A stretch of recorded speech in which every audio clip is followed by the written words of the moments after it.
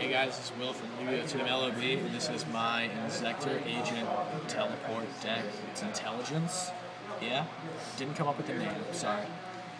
This is run 1 Earth because it's limited and it's amazing. 1 Hyperion. Anything else, it'll clog your hand, become inconsistent, because you only run 4 agents, so you don't need more than 1 Master Hyperion.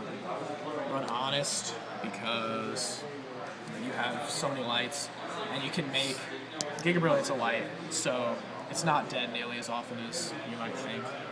So yeah. And then 3 Venus, because this is the engine of agents that you run with it.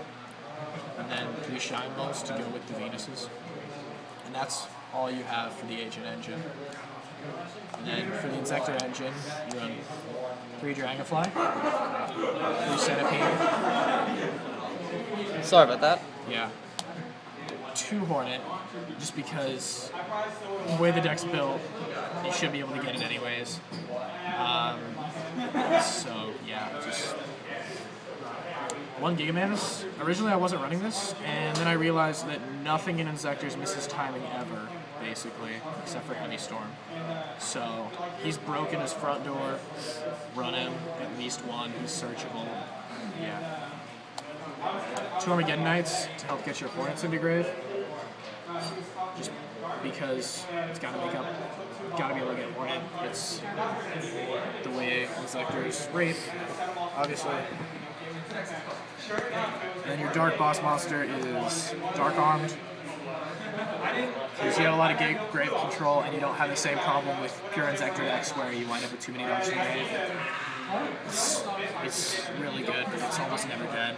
You run a Sangan because you need to be able to search Hornet, and because you can search like an agent if you don't have one for Hyperion, and you can search anything you want with it, obviously. So, yep. 2 Effect Failures. Not only is it a great card because it's Effect Failure, but it's a free light into grave for BLS. Because you only have light and dark monsters except for what's coming up next, but the deck is overwhelmingly light and dark, and this guy's never dead for a reason, so even if you only draw into 1 archetype, he's never dead. I'll explain that later. And then for the teleport portion of the deck, going into spells here, 1 Commander, 1 Italian. It makes the synchro potential of the deck insane, and it's really fun to play, but like, if you want to make the deck more competitive, just run MSTs instead of these 2. But if you're just here for fun, just run this and you'll laugh every single time you draw into this and not this. It's fun. Insect Imitation, because you can turn Shine Balls into Hornets and make it live, or if you already have a live Hornet, you can turn Shine Balls into Dragonflies and then go off all over again. So, it's beautiful. Foolish Burial gets Hornet into grave. Allure, draw power, you run enough darks, so go ahead. Staples, Mind Control, Dark Hole, Heavy Storm, and then Monster Reborn. It's pretty self-explanatory. And then traps, you have the Solemn Brigade. That's pretty self-explanatory. Apparently some Inzector decks don't run warnings, but run warnings because they're too good not to run, literally. I have no idea why you would not run warnings.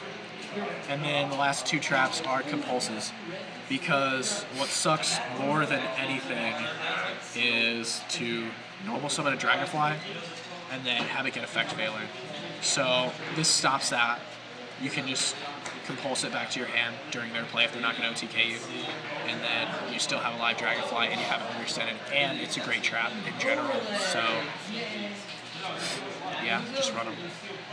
And then the extra deck is 1 Gotchi, because obvious reasons, the Shine Balls. Don't run any more than 1 because you have to congest your field way too much to be able to make more than 1, and it's not worth it. And then I actually run Darkest, not because he gets over everything and he's the greatest beater in the world. No, I run him because he's a dark that you can make with only lights. So it makes BLS not dead if you only draw into agents. And then 2 Leviathans for grave control, and because he's a generally good rank 3. And then Acid Golem to finish off your plays with. It's beautiful.